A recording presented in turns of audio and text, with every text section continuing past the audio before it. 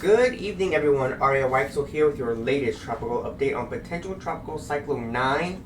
As of 5 p.m. Eastern Time on Monday, September 23rd, 2024, we have important update tonight as this disturbance continues to show signs of strengthening and could become a named storm within the next 48 hours. And personally, I think it could even become the named storm by sometime tomorrow, I believe. I want to dive right into the latest details. So, this is currently where it's located. As of the 5 p.m., Potential Tropical Cyclone 9 was located near 18.1 degrees north at longitude 82.2 degrees west, at around 105 miles southwest of the Grand Cayman Islands, and I believe they should be seeing direct impacts in the Grand Cayman Islands sometime by late tonight into the early hours of tomorrow morning, at 315 miles southeast of the western tip of Cuba. Now, what's going to really show us where the storm is going to, if it's going to intensify, is if it threads the needle between the Yucatan Strait, the Yucatan Peninsula. Now, it is moving north-northwest at only 7 miles an hour. It's not in a rush, but that is going to change. It starts picking up speed later this week. In 3 days, Thursday, it's going to make landfall. It's only Monday, and this is where it's at. So it doesn't have a lot of time, but it has enough time to rapidly intensify. So, it's currently winds are at 35 miles an hour with higher gusts with that minimum air pressure at 1,003 millibars. Now, I do want to go over the forecast watches and warnings for this storm.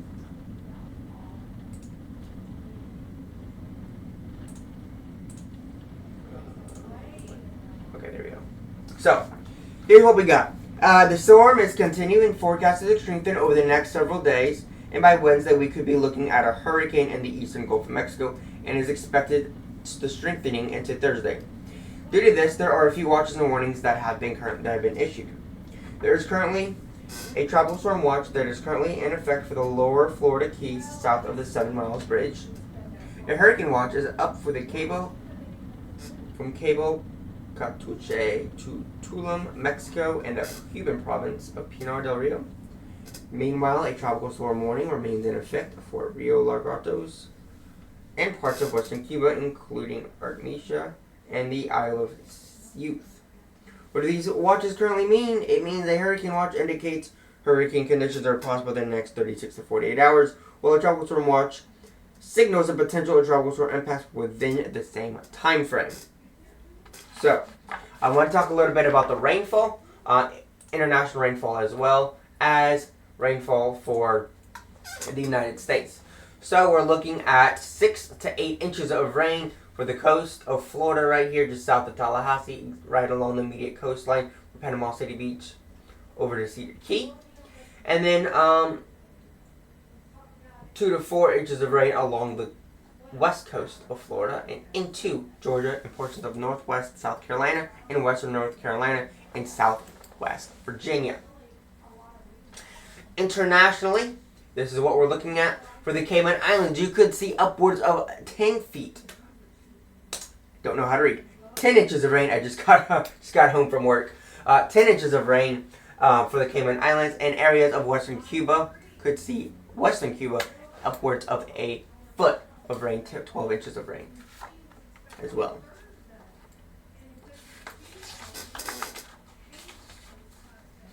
As the system moves north-southwestern United States, again, the Florida Panhandle could see 3 to 6 inches of rain this week. Isolated areas possibly 8 to 10 inches by the late portion of the week. Flooding, including flash flooding, is a real and very likely possibility, so make sure you're prepared and aware of local warnings. Alright, I want to also talk about the storm surge. Now, the storm surge, particularly for Florida Keys, is not particularly high, but again, once this storm really begins to rapidly intensify, once it gets into the Gulf of Mexico, I do expect we could see upwards of 10 feet. Again, 10 feet of storm surge along portions of where this will be making landfall near the Big Bend area. Currently, the combination of storm surge and high tide will cause coastal flooding, especially along Cuba's southern coast, including the Isle of Youth, where water levels could rise 2 to 4 feet above normal tide levels. The same applies to parts of the Yucatan Peninsula and the Florida Keys, expect waters to rise 1 to 3 feet above normally dry ground. So again, right now not particularly high, but again, it's something we need to watch and be careful of, as the storm is really going to be ramping up over tonight and over the next several days ahead of its forecast. I want to look a little bit at it says we want to talk about wind next, so I'll probably go over to look at the forecast modeling, because the forecast modeling is, everyone is seeing it on Twitter, on X, all over the internet. It is pretty intense, insane. Looking at the forecast models, I want to look at the HWARP and some other modeling regarding this. So as you can see, even by tomorrow, this time tomorrow, and really by the time, it looks like, according to this, by the time, this is still in the Caribbean, by the time it approaches Cuba, the western coast of Cuba, we're dealing with a pretty moderately strong hurricane, an eye wall and everything with this storm. If we go to the lower dynamics and take a look at the winds, as you can see, this is probably, in my opinion, 970 millibars, probably a hurricane. There it is right there, hurricane 963 millibars, it's 73.5, 74 knots. I think this could become a hurricane as it approaches sometime in the next 1 to 2 days. We could be dealing with a hurricane. This storm does seem to rapidly intensify to near 100 knots, about 115 miles an hour upon landfall there at 933 millibars. Could be a lot stronger. We'll have to see.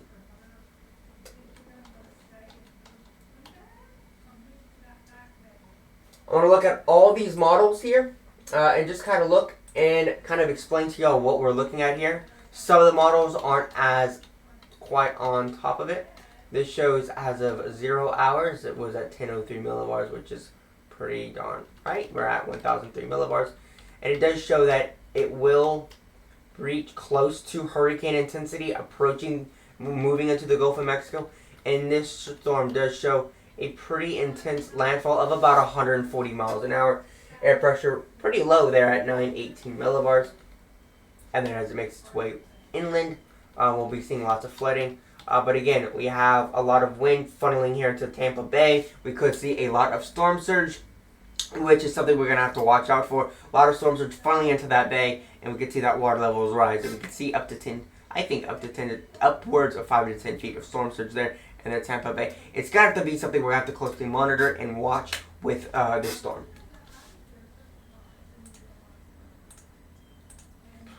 This one is insane. Look at that, 162.3 knots.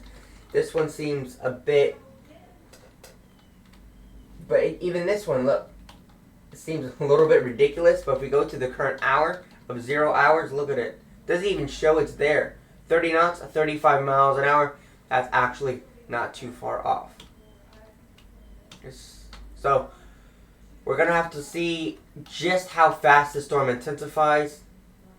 How quickly is this going to intensify and rapidly intensify as it approaches the Gulf of Mexico, and how fast it's going to intensify once it gets into the Gulf of Mexico.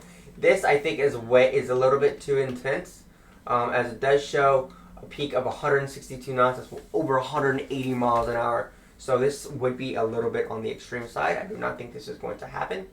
But looking at the IR satellite, that's what it would look like from space. This would be the satellite imagery.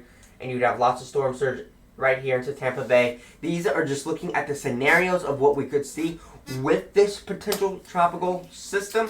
It is a tropical system, possibly hurricane, with this system moving into this portion of the eastern Gulf of Mexico.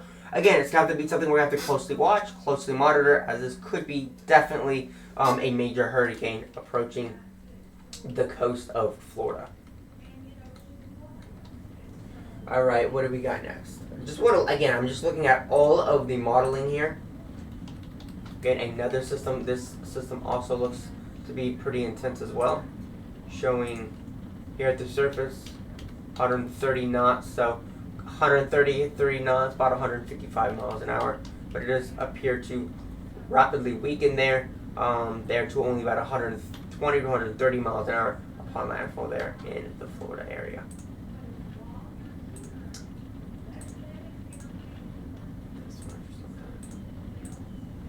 And this is what the GFS is showing, not showing anything overly intense.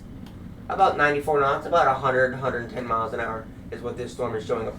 This one particular model is showing at landfall. Now we're all gonna have to just watch this closely. Can I go back, please? Your model is doing really bad with this. It shows it won't even be a tropical storm, barely a tropical storm in nearly 2 days, barely a tropical storm in 2 days. It doesn't even show it reaching hurricane intensity, 985 millibars upon landfall. So I don't particularly think this model is very accurate. I do think this is going to be very strong, and I do want to explain to you why I think that. So let's go over Western Caribbean and look at the upper level dynamics. So this is what we see at the mid to the upper levels of the atmosphere. Here we have cyclonic flow, outflow, and cyclonically. Here, as you can see, it's ejecting outflow away from the atmosphere, away from the storm, as well as seeing there's also an area of high pressure at the mid to upper levels of the atmosphere, upper level diffluence, which just allows the warm air and energy to be evacuated from the center of the storm so it can bring in more energy, and this just allows rapid intensification to happen even faster. In this case, we would be dealing with a pretty rapidly intensifying hurricane. Now, to what degree, we don't know. That's one of the things. That's one of the errors that we have in meteorology. We don't know exactly how fast the storm is going to rapidly intensify, how much that upper level diffluence is going to affect it, and that's why we see a very rapidly intensifying system there.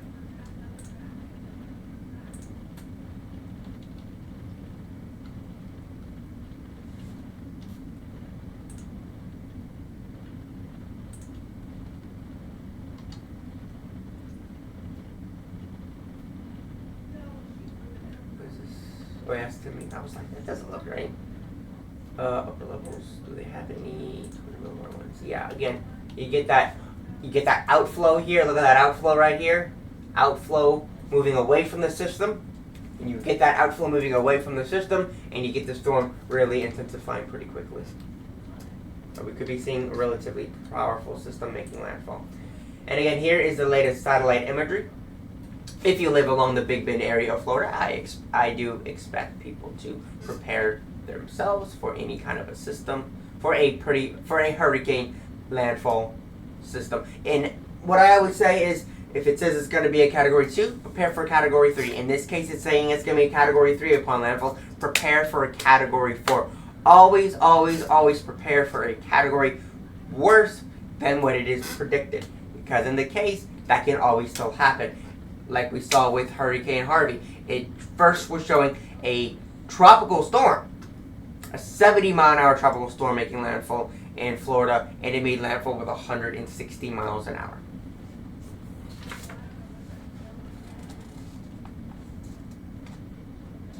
So, what's next? We'll continue to monitor this system closely, and we expect it to be named a tropical storm soon, with a high chance of 90% of further development in the next 48 hours.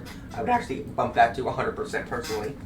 Residents in the Florida Keys and eastern Gulf Coast and the northeastern Gulf of Mexico should stay updated on this system, as additional watches and warnings will likely be issued tonight and into Tuesday.